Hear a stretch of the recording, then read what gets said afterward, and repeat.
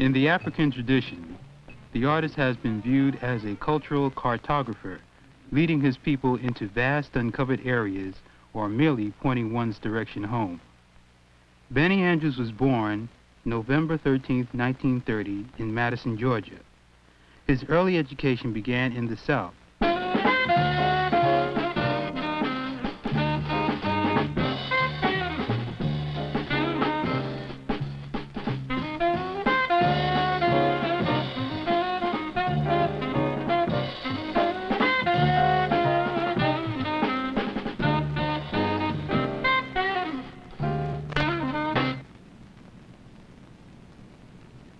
In recent years, you've received critical acclaim as an artist.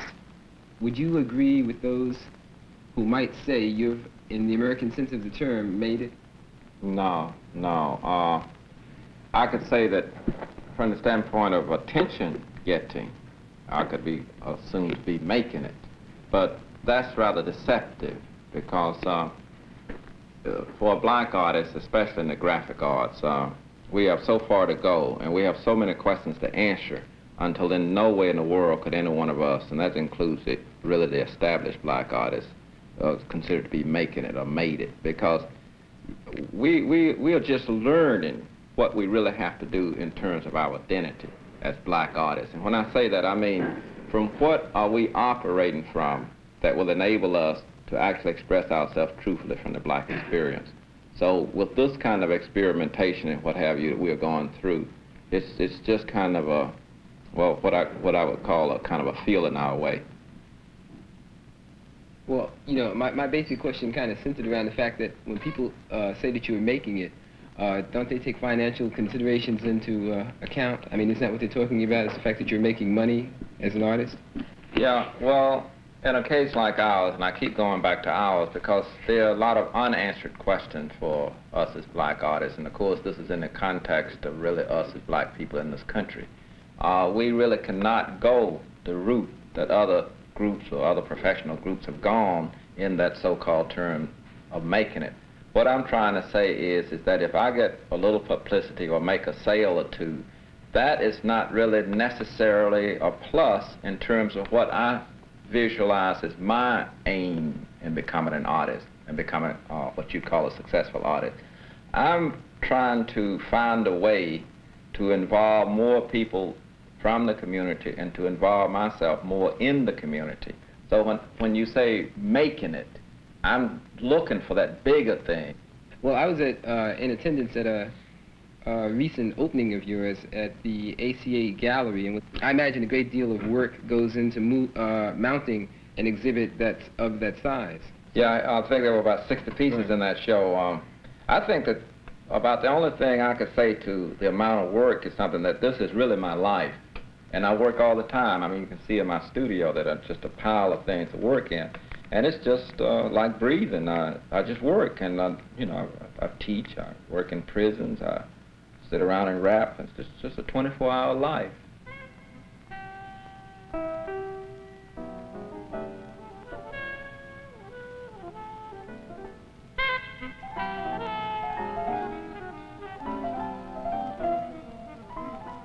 But you see, I've been exhibiting a long time, so that's a large part of that is business, just out and out cold, crass business.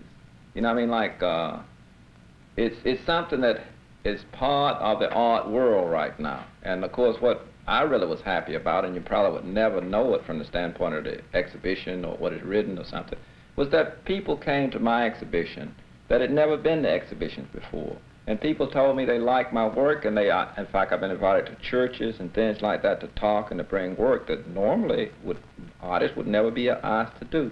And so in that way, it was successful. The other part is just crass business, the business of selling objects. And that's what I mean, too, that we have to find a way to transcend that.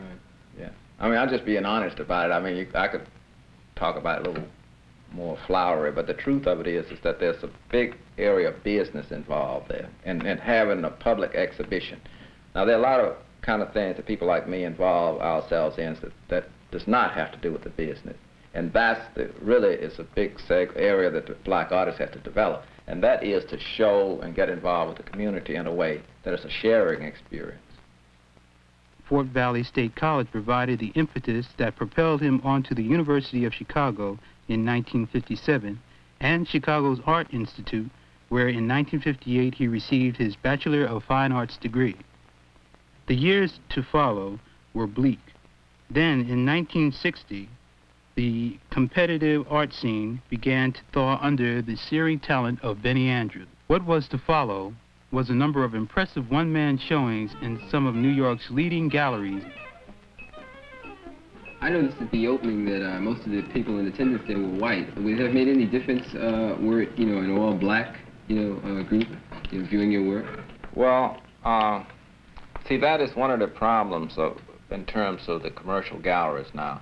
Now, last year I had an exhibition at the Studio Museum, which really was the first part of the series that I'm doing. And like I said earlier, I don't have the answers. So I do know that a lot of black people came to the exhibition that normally don't go. And yet there really are no large black galleries. Now, I did have an exhibition with the Acts of Art Gallery. I helped get them started, in fact, as far as being the first established black artist to have an exhibition with. But we don't have a physical space that way. And the idea would be to try to develop more black galleries in black areas and everything, but they're just part of the big problem, really, of getting black people into galleries. Well, how do you feel about black shows, say all black shows, shows mounted by black people? In the last 3, 4, or 5 years, that might have been something to talk about, but now that's not even anything to discuss. It can just be or not be. It won't make any difference. It will have to do with the work and the opportunity of the people to work and the idea that enough dignity is given to the work that it's okay to express yourself from your heritage, who you are, and what have you. But no longer does it matter whether they're all black or not. I mean, exhibitions, what have you. In the commercial galleries and institutions, they're not hiring black people to do the work. Now, that is a problem, and that problem remains. Well, isn't there a trend going around now where a lot of younger black artists are trying to sort of, in a show of unity, sort of mount black exhibitions and things like that? And I know, like Weusi up in Harlem, aren't they dealing solely on that, like trying to deal, purely from their heritage? Yeah, the Weusi Gallery is always, it was one of the pioneers in that area, and also with a reference to African heritage. Right. There's such a diversity of opinion in the black community as to just what should be done until really there's room for everything. You take the Acts of Art Gallery, it's a black-owned gallery, and it has contemporary black artists that work in all forms, abstract all the way through. Merton Simpson has had a gallery of African art where he sold African art for 15, 20 years. And he's been established for a long time, only African art. And then Weusi deals really with the Afro-American working from African forms. There are some black artists now that are doing very well, that are really reflecting the heritage of either the Caribbean, say for example, like Leroy Clark is having a very good exhibition at the Studio Museum, and he's from Trinidad. People like me work from my southern Afro-American heritage. Roman Bearden actually worked from an urban setup. But they're both working from their experience. I was talking to Ornette Coleman, and he says that he's working with some English classic stuff, and he's incorporating that with his stuff. And I mean, I think that's valid. I don't think that you could argue about that he's less black, that he's doing it. I'm going out of my area. And so I have no, I don't restrict anybody. I do and operate from how I feel. And I really insist that the other person be allowed to do that.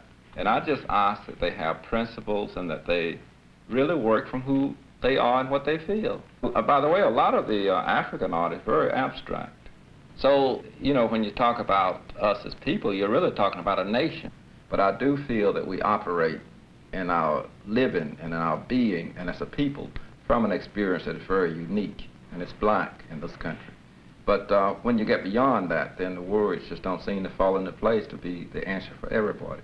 I have an answer for myself in feeling, not so much in words, but I do feel there's something.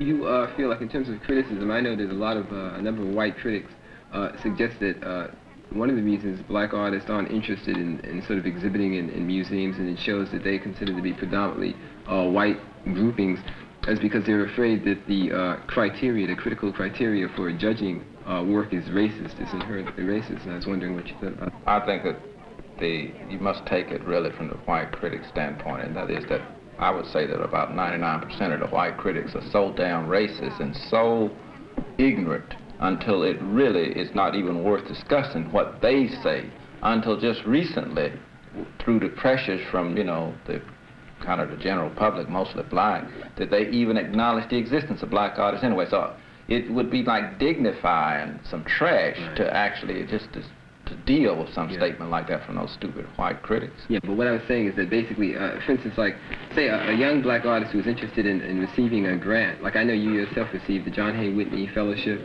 I think for about $3,000 or something like that, about 52. And I imagine that aided you. So I'm talking about, don't white critics have a great deal to say, you know, in terms of like who would receive these? Yes, but you see, that was for minority people, so you were only competing with other black people. I see, right, and, Hawaiians and Japanese and things like that.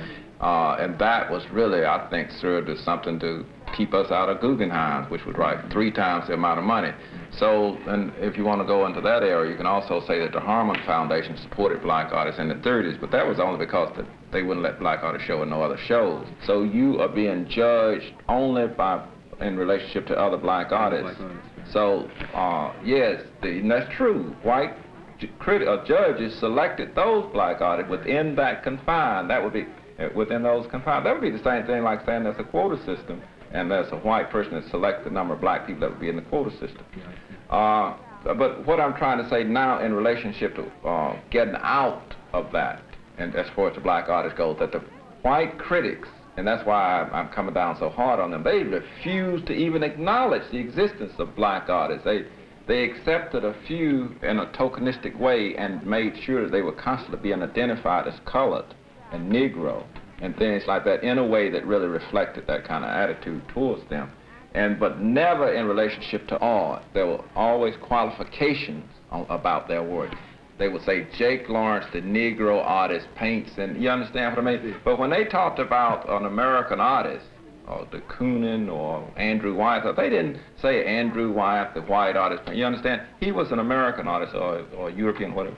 So that's why I'm saying that it's very hard to go by anything the white critics say.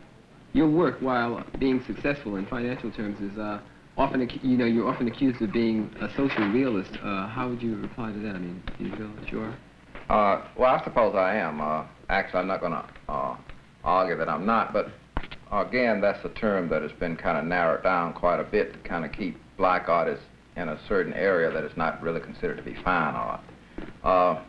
I would say that in a case like mine, I would like to just express how I feel and people I relate to and things, and which also include white people, by the way, you know, white figures and things. And it really has to do with just a feeling of expression. I express myself.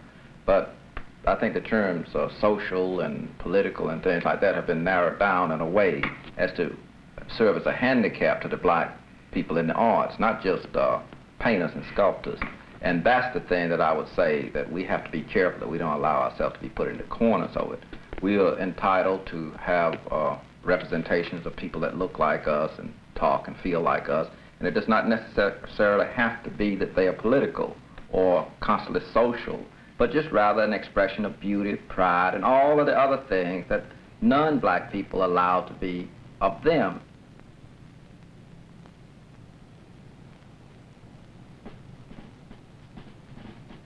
During the historical 1972 Celebrity March on Washington, D.C., the nation's artists moved on the nation's seat of government in an expression of discontent they felt with regard to the nation's policy, both domestic and international.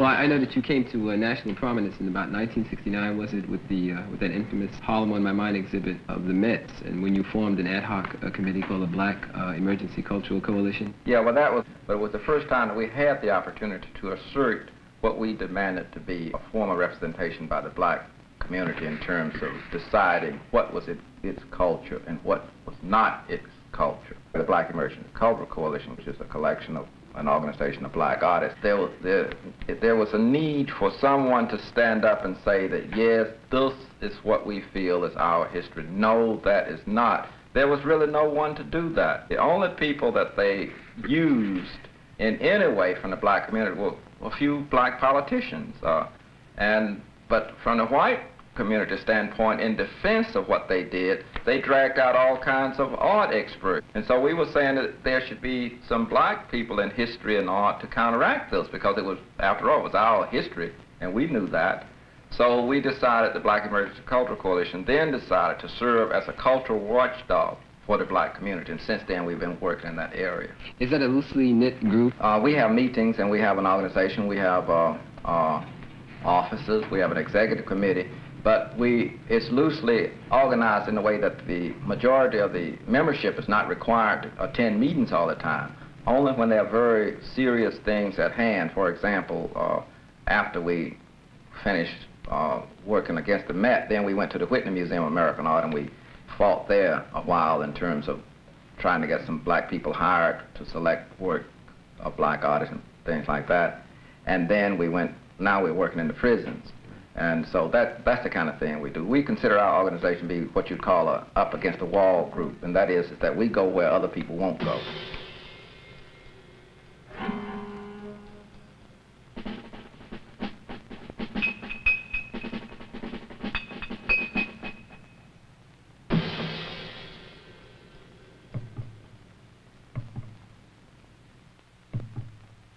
Actually, the coalition evolved out of something that the Harlem Cultural Council started. The Harlem Cultural Council backed the three black historians, John Henrik Clark, Gene Hudson, and another person, in terms of the Harlem on My Mind show. And then we started meeting at my studio, and actually was formed here.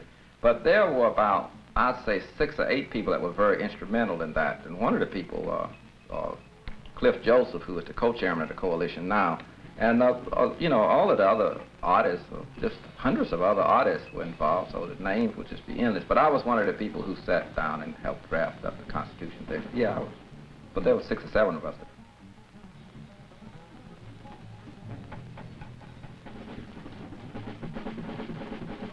The Black Emergency Cultural Coalition sponsors art programs with a twofold purpose. These programs offer constructive outlets through art, but more importantly, reacquaints the inmate with his community. This prison program is unique in that for the first time, the community became involved with the prison system.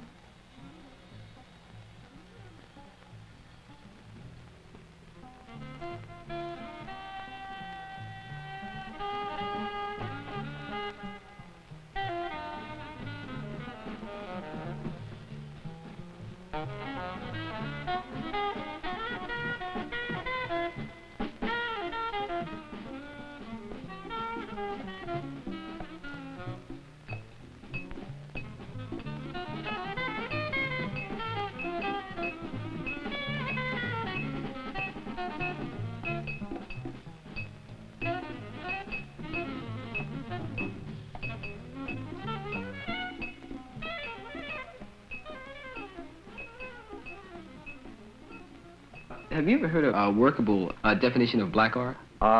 Well, I mean, the only way I can talk about black art is to convey my feeling about what happened in the 60s, mid-60s, about black power. And that is that, yes, there is something that is unique to us as black people, and I feel that it comes out in whatever we do.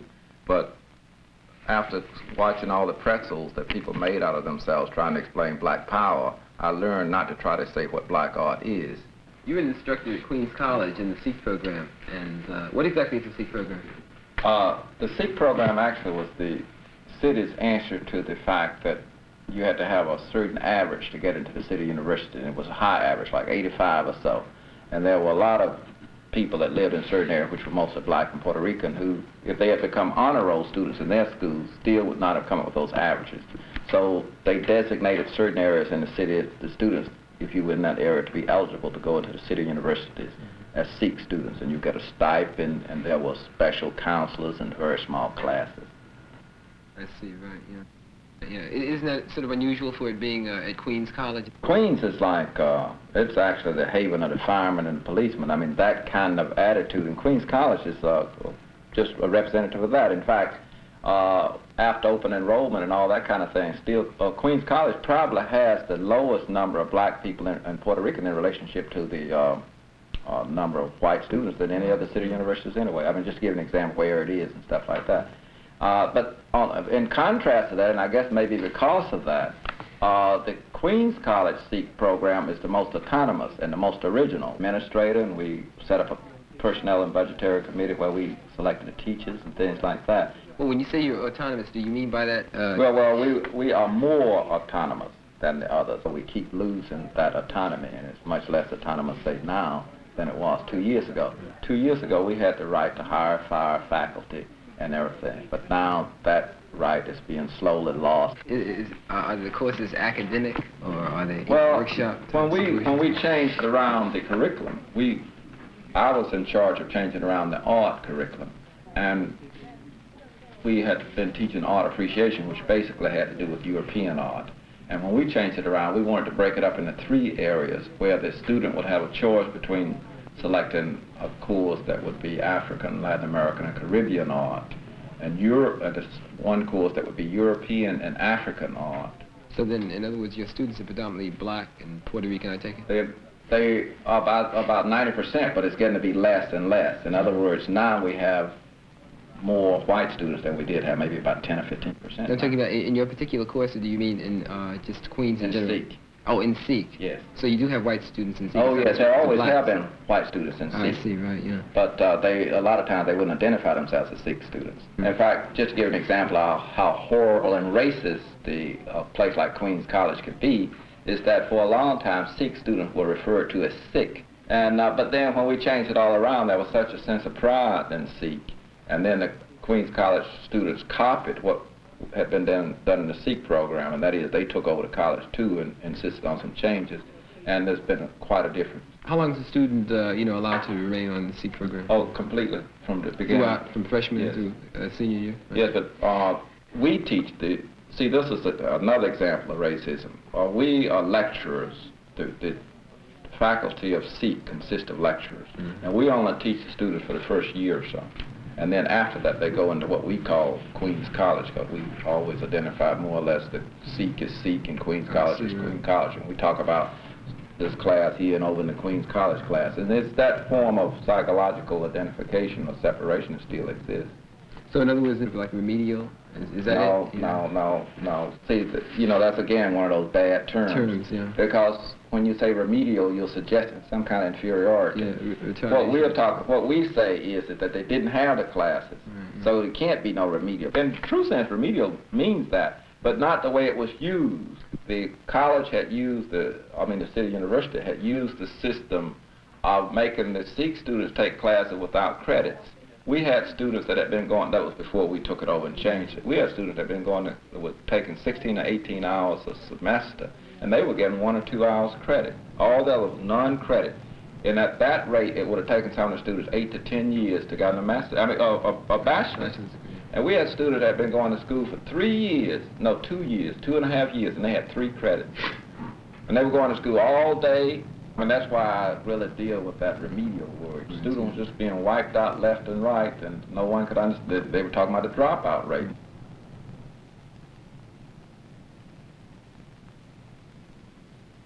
Involvement, undying commitment, and programmatic focus were the characteristics which give credence to the legacy of Benny Andrews.